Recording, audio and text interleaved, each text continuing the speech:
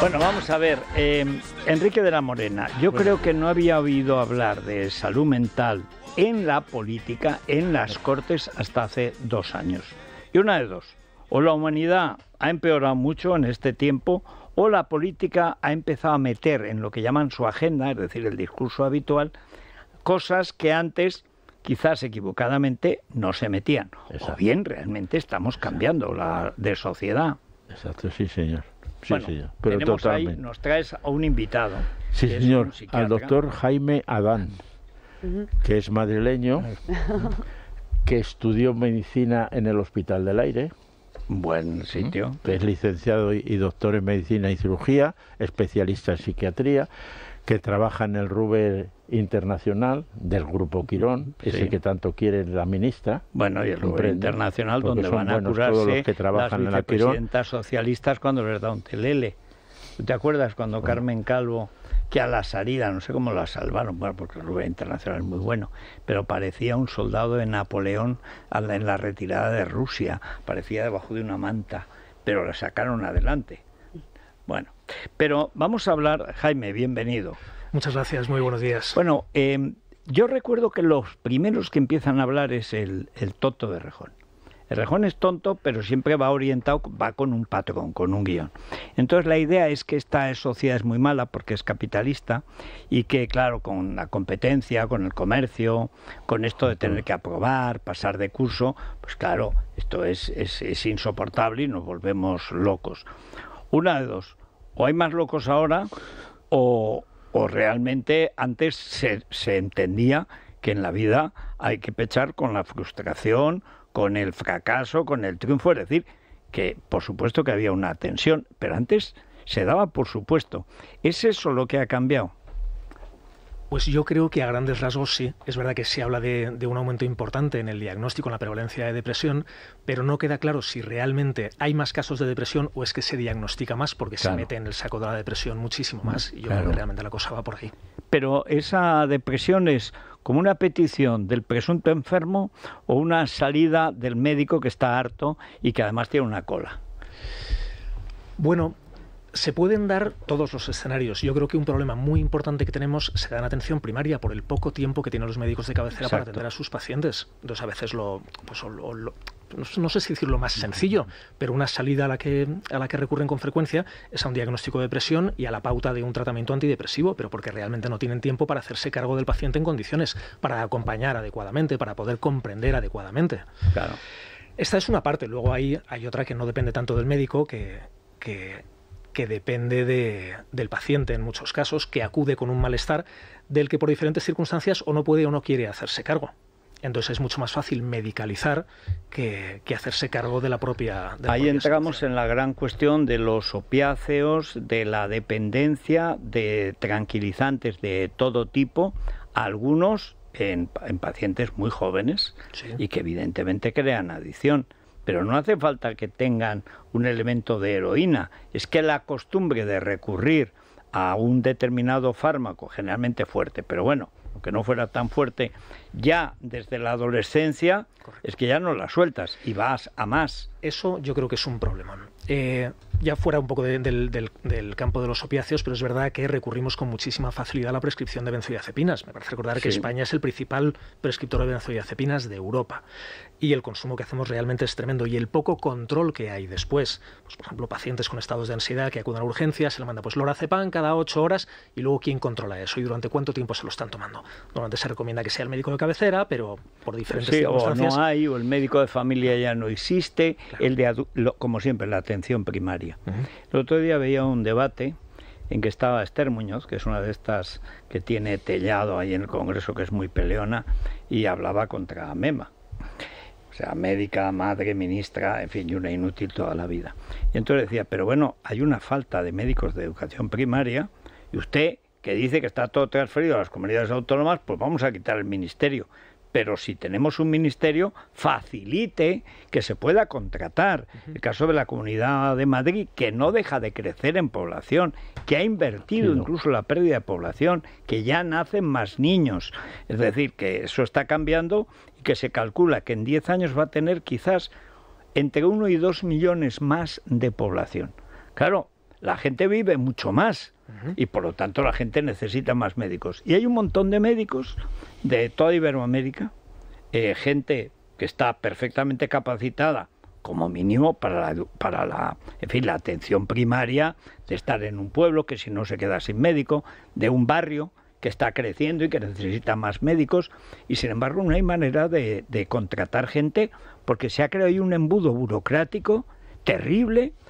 Estamos viendo con el MIR también, claro, que se van al extranjero. Médicos que terminan todos los años y que no hacen el MIR, recién terminado la carrera, o sea, el Estado te reconoce que eres médico y no te dejan ejercer en la sanidad pública. O sea, bueno, eso es un delito, debería ser un delito contra la salud pública, claro, sobre todo por la necesidad que hay, que no estamos hablando de especialidades, ¿no? Sí, bueno, especialidades y la cuestión de las plazas, porque evidentemente habría que ampliar si es que necesitamos más médicos, pero es probable que tengan cosas más importantes en las que gastarse el dinero también. No, el dinero se lo gastan en Cataluña sobre todo, pero es verdad que incluso comunidades que tienen dinero, el caso de Madrid, que no pueden contratar, porque se ha creado, primero, hay de todo, hay también un corporativismo a la hora del MIR, igual que con la ANECA, en el caso de los títulos universitarios, que eso es un embudo horroroso, que debería desaparecer, no ha servido más que para estorbar y que haya una pequeña burocracia que disfrute. Pero luego es que hay una necesidad evidente. En la España vacía, el problema es que la gente se va, vacía los pueblos para irse a las residencias. Sí. Eso es así, antes era por las escuelas, ahora es por las residencias. La gente vive muchos años, la medicina ahora te hace vivir más años.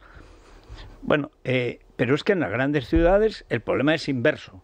Hay mucha más necesidad de atención primaria porque si no es pastillazo. Y eso no hay manera de que la gente lo aclare, ¿no? Lo entienda. Jaime, ¿y por qué hay tanto suicidio? Bueno, pues es una muy buena pregunta.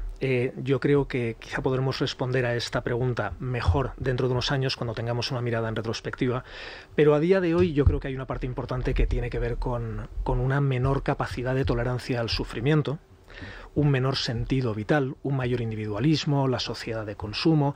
Creo que se está generando un modelo social que nos hace mucho menos resistentes, que fomenta mucho más la insatisfacción, la falta de sentido, la infelicidad, en última instancia. Una pérdida de identidad, una pérdida de redes sociales en el sentido real del término. Sí. No, de redes familiares, digamos. Exacto. Y es verdad que las redes sociales han creado un problema que cualquiera que sea interesado en el psicoanálisis, en la psicología, en la psiquiatría, tiene que ver que estamos ante un cambio de civilización. Es que los niños viven arrendados a una imagen que además no es exactamente la suya.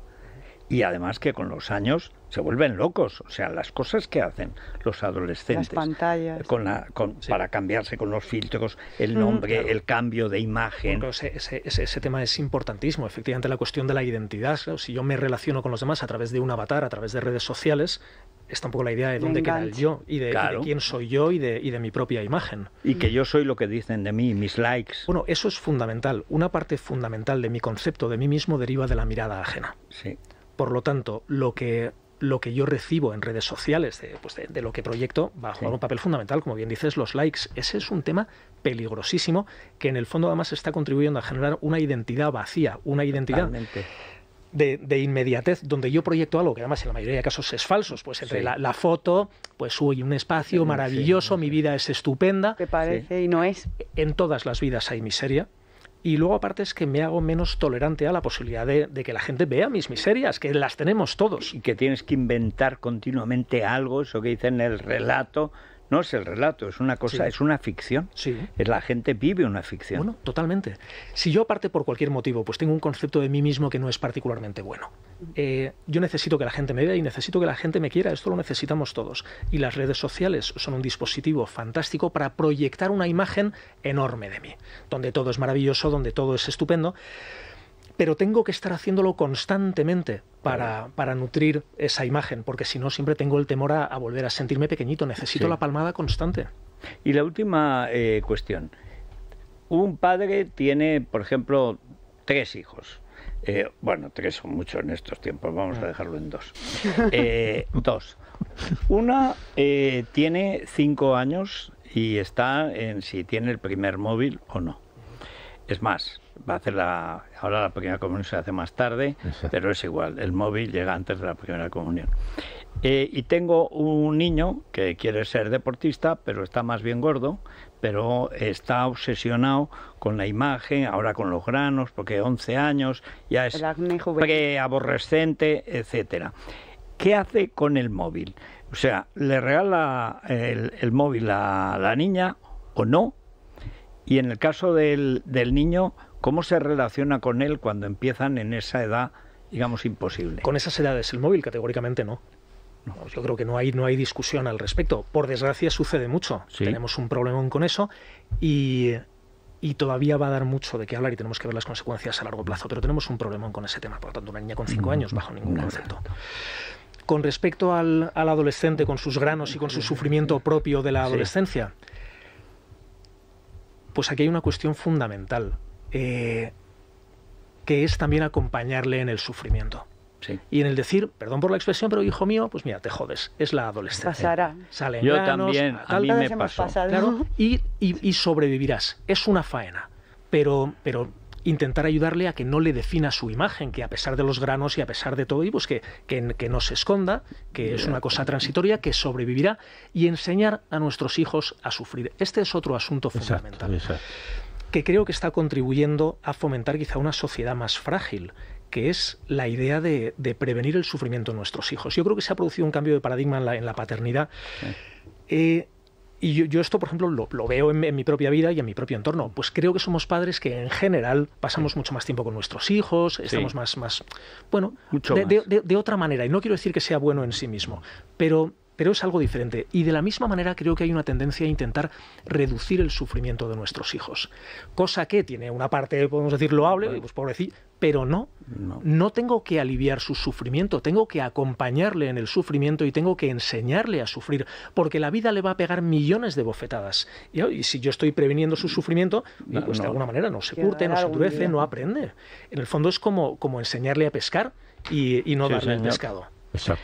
Y ahí tenemos un problema. Sí. Pues sí, un problema, como dice, y lo de los móviles, yo creo que en un par de años volvemos a hablar, o en un par de meses, no sé, con Jaime Adán, porque estamos entrando en un mundo que es de zumbaos, pero de zumbaos, ¿eh?